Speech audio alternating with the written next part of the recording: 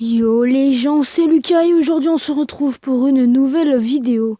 Alors dans cette vidéo, on va parler de la nouvelle mise à jour qui est arrivée avant-hier, donc il y a très peu de temps, elle est encore toute neuve.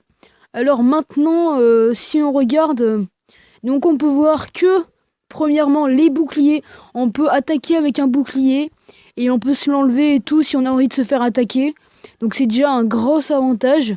Donc maintenant, en fait, ça sert un peu plus à rien. Ça sert à rien du tout maintenant de mettre son HDV dehors.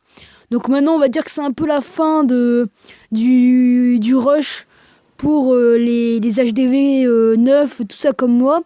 On peut dire que quand je suis monté champion, il n'y avait que des HDV dehors. Là maintenant, c'est fini. Donc c'est un des désavantages, voilà. Ensuite, petite nouveauté, donc on peut augmenter. On va aller voir ça sur les plus gros Vivi du monde, enfin les meilleurs, on va dire. On va aller voir, allez, Rachid, allez hop. Donc si vous regardez déjà l'aigle artilleur, alors dégâts par coup 300, dégâts de l'onde de choc 20, coup de réarmement 40 000 élixirs et point de vie 4400. Donc il a une portée de 7 à 50 cases, donc c'est quand même gigantesque. Il fait des dégâts de zone et il cible toutes les troupes autant que ce soit air et sol. Donc on va lire un petit peu. Donc doté d'une portée quasiment illimitée, l'aigle artilleur tire des obus explosifs sur les ennemis coriaces. Il ne s'active cependant que lorsque de nombreuses troupes sont déployées. Voilà. Donc on peut voir qu'il est vraiment trop classe. Hein, vraiment, cette défense est magnifique. Ensuite, deuxième grosse nouveauté, donc on peut voir lui, il a déjà mis niveau 20. Bon, il a plein de gemmes en même temps, il en profite. Donc dégâts par seconde 110, points de vie 1500, 68 minutes de régénération et niveau de la capacité niveau 4 au niveau 20. Voilà.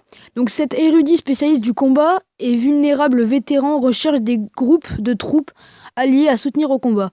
Il les fait profiter de son aura de vie et prend la forme d'une tour en défense. En attaque, il peut enjamber les murs ou voler et immuniser les troupes à proximité contre les dégâts une fois sa capacité grimoire éternelle débloquée. Donc en fait, voilà, comme on avait montré, quand il défend, il a une particularité, c'est qu'il se transforme en tour, donc en statue, et il peut lancer des lasers, donc c'est assez original, voilà. Ensuite, autre nouveauté, les tours de sorcier, donc on peut maintenant les mettre niveau 9, donc vous pouvez voir qu'elle a un style, qu'elle est super sympa, avec la petite tour autour, là, voilà, c'est assez sympa. Ensuite, qu'est-ce qu'il y avait je sais pas si c'était une nouveauté, ouais, si, je crois que c'en est une, voilà. Les tours d'archer niveau 13, je crois qu'elles étaient niveau 12 avant, hein, il me semble, je suis pas sûr, bon c'est pas grave au pire. Donc voilà, donc on peut voir qu'elles sont assez sympas. Ensuite, qu'est-ce qu'on peut dire? Les gargouilles niveau 7, c'en est une nouveauté. On peut voir leur classe, hein, elles sont vraiment super avec des ailes un peu dorées et un corps violet, voilà. Ensuite, le labo niveau 9 aussi, qui est vraiment, qui a la couleur de l'HDV11, hein, parce qu'on va en parler de l'HDV11. Il ressemble à l'HDV11, hein, vraiment. Ensuite, lui, il a pas encore fait, mais je crois que les mines d'or, on peut les mettre niveau 13. Je sais pas s'il l'a fait sur une. On va aller regarder si un Vivi l'a déjà fait. Est-ce qu'il y a des bons bonbons? Allez, on va aller voir lui qui est niveau 172. On va essayer de trouver ça. Ouais, ils l'ont pas fait, mais il me semble qu'on peut les mettre niveau 12, niveau 13 maintenant. Voilà. Ensuite,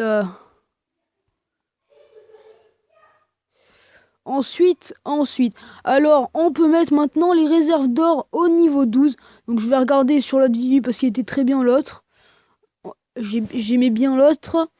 Donc voilà, donc si vous regardez sur celui-là, voilà, on peut voir que maintenant les réserves d'or peuvent monter au niveau 12. Oui, pourquoi? Parce qu'en fait maintenant, par exemple pour acheter l'aigle artilleur, ça coûte quand même 10 millions d'or. Donc c'est quand même assez énorme. Ça pique même, hein, on peut dire que ça pique, parce que ça fait vraiment beaucoup. Mais voilà. Voilà, voilà. Ensuite, il y a les canons aussi qui sont maintenant niveau 13, comme on peut voir ici. Et puis, je crois qu'on a fait le tour, voilà. Hein. Donc, au niveau des troupes, maintenant, ce qui a changé, c'est que... Donc, voilà, il y a quelques niveaux qui ont été rehaussés. Donc, les gargouilles. Et je crois que c'est tout pour le moment. Hein. Ouais, ils ont rien changé de spécial. Donc, voilà. Ensuite, voilà, qu'est-ce qu'on peut dire? Voilà, maintenant, les boucliers aussi. Donc maintenant, les boucliers, en fait, on peut attaquer avec le bouclier, on peut se les enlever le bouclier comme on veut. Si par exemple on a envie de se faire attaquer pour gagner quelques trophées, voilà. C'est comme ça. Bon, bah écoutez, sur ce, c'est la fin de cette vidéo. Ah non, non, non, je n'ai rien dit. Hop, hop, hop, hop, hop. Maintenant, dans les gros clans, qui sont niveau 4 minimum, on peut donner des sorts noirs. Donc c'est un petit avantage aussi, hein, vraiment, ça peut être sympa.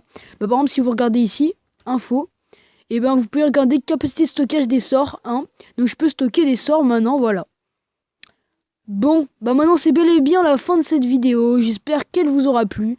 N'hésitez pas à liker, commenter, vous abonner, et puis sur ce, salut!